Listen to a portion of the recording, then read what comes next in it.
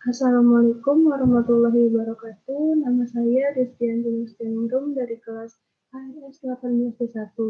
Di sini saya akan mempresentasikan mengenai segmen permukiman dan prasarana wilayah nomor 403 garis miring KPPS garis miring M garis miring 2002 tentang pedoman teknis pembangunan rumah sederhana sehat untuk memenuhi tugas mata kuliah hukum pranata. Yang pertama ada ketentuan umum. Dalam rangka peningkatan taraf hidup rakyat Indonesia melalui penyediaan perumahan secara merata, khususnya bagi kelompok masyarakat yang berpenghasilan rendah, sangat rendah, dan kelompok berpenghasilan informal, maka diperlukan upaya penyediaan perumahan murah yang layak dan terjangkau, akan tetapi tetap memenuhi persyaratan kesehatan, keamanan, dan kenyamanan. Dalam upaya memenuhi ketiga persyaratan dasar tersebut, serta memenuhi tujuan dari penyediaan perumahan bagi kelompok masyarakat, maka perlu disediakan suatu rancangan yang memenuhi standar minimal. Ada maksud dan tujuan. Maksud dari petunjuk teknis ini adalah untuk menjawab pemenuhan kebutuhan perumahan yang layak dan terjangkau, akan tetapi memenuhi persyaratan keamanan, kenyamanan, dan kesehatan dalam lingkup heterogenitas potensi-potensi daerah, khususnya potensi bahan bangunan, budaya, serta karakteristik fisik kawasan. Dalam mewujudkan maksud tersebut, maka selain pedoman umum rumah sederhana sehat, dirumuskan juga 4 pedoman teknis meliputi. Yang pertama ada pedoman teknis rumah sederhana sehat dengan rumah tembok, pedoman teknis rumah sederhana sehat dengan rumah setengah tembok, pedoman teknis rumah sederhana sehat dengan rumah kayu tidak panggung, dan pedoman teknis rumah sederhana sehat dengan rumah kayu panggung. Keempat pedoman teknis tersebut digunakan sesuai dengan karakteristik daerah yang dibagi berdasarkan 4 zonasi rumah sederhana sehat. Skala zonasi tersebut merupakan skala makro yang masih harus dirumuskan dalam skala mikro pada tingkat provinsi dan pada tingkat kota kabupaten. Selanjutnya ada pemilihan prototip.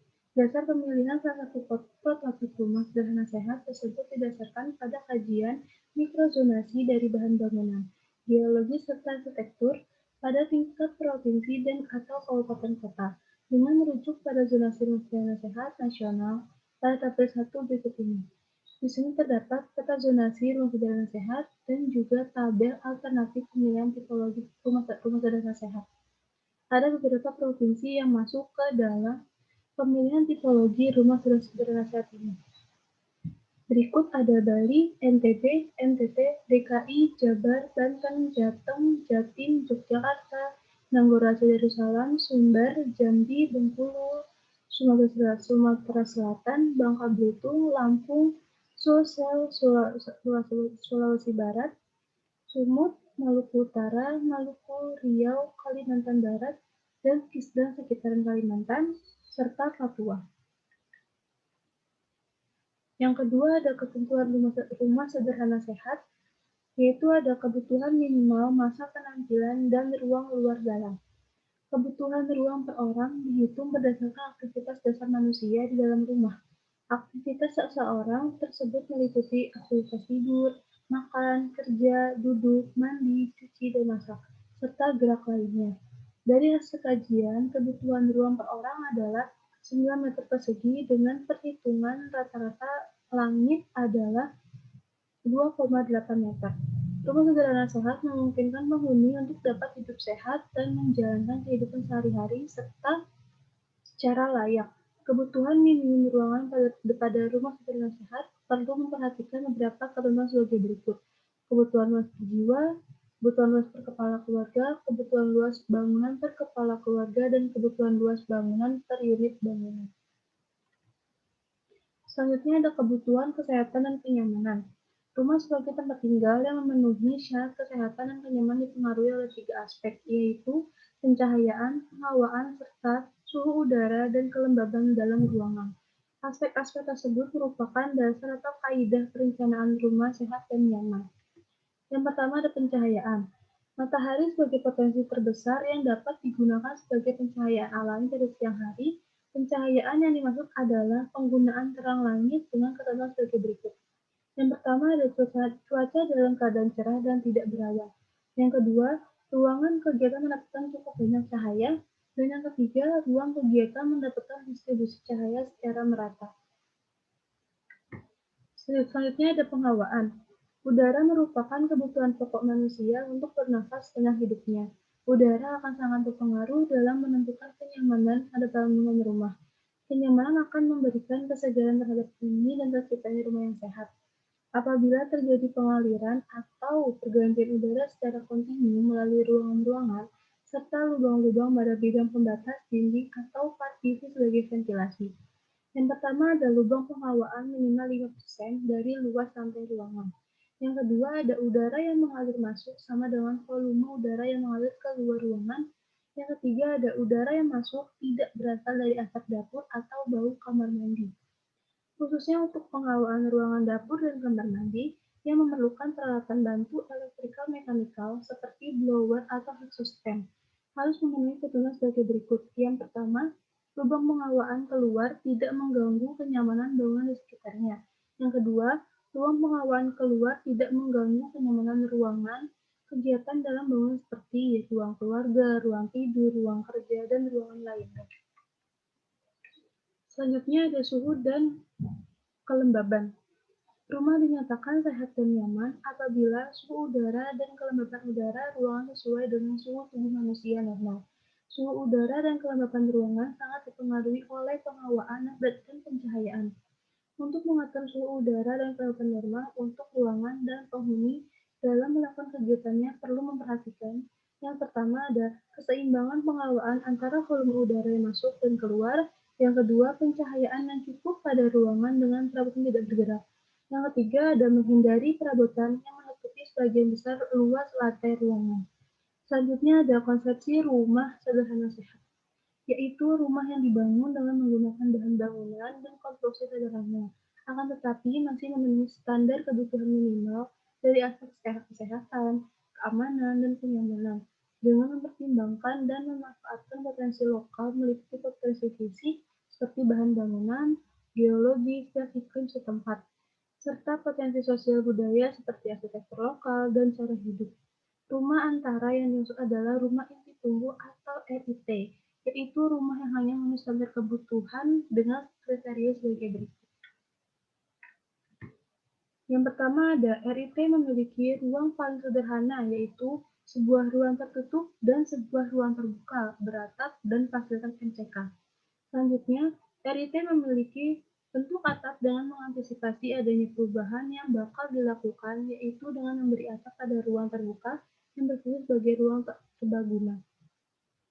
Yang ketiga ada bentuk generik atap pada RIT selain celana dapat berbentuk lain, limasan, kerucut, dan lain-lain, sesuai dengan tuntutan daerah bila itu ada. Yang ketiga ada penghawaan dan pencahayaan alami pada RIT menggunakan bukaan yang memungkinkan sirkulasi selang udara dan masuknya sinar matahari. Pedoman teknis pembangunan sederhana sehat. Dalam proses pengembangan RIT menjadi rumah sehat, memberi peluang peran calon penghuni dalam mengekspresikan kebutuhan pengungkapan jati diri, sehingga akan mengurangi peluang terhadap pembongkaran bagian-bagian bangunan secara besar. Selanjutnya ada tipologi rumah sederhana sehat. Rumah sederhana adalah tempat kediaman yang layak dihuni dan harganya terjangkau oleh masyarakat berpenghasilan rendah dan sedang. Luas kapling ideal dalam arti memenuhi kebutuhan luas lahan untuk pembangunan sederhana sehat baik sebelum maupun setelah dikembangkan. Secara garis besar, perhitungan luas bangunan tempat tinggal dan luas kapling ideal yang memenuhi persyaratan, kenyamanan, serta keamanan.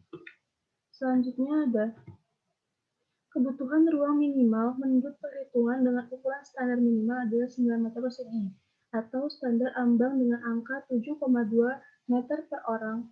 Sebagai konsepsi dasar, kedua perhitungan tersebut masih digunakan dengan tetap mempertimbangkan bentuk untuk akhir rumah pasca pengembangan. Sehingga dari hasil perhitungan di atas, dapat luas bangunan awal RIT adalah 21 meter persegi dengan pertimbangan dapat dikembangkan menjadi 36 meter persegi. Bahkan pada kondisi tertentu dimungkinkan memenuhi standar ruang internasional. Berikut ada grafik mengenai luas bangunan rumah sederhana sehat dan luas lahan efektif. Selanjutnya ada konsepsi rumah impi tumbuh.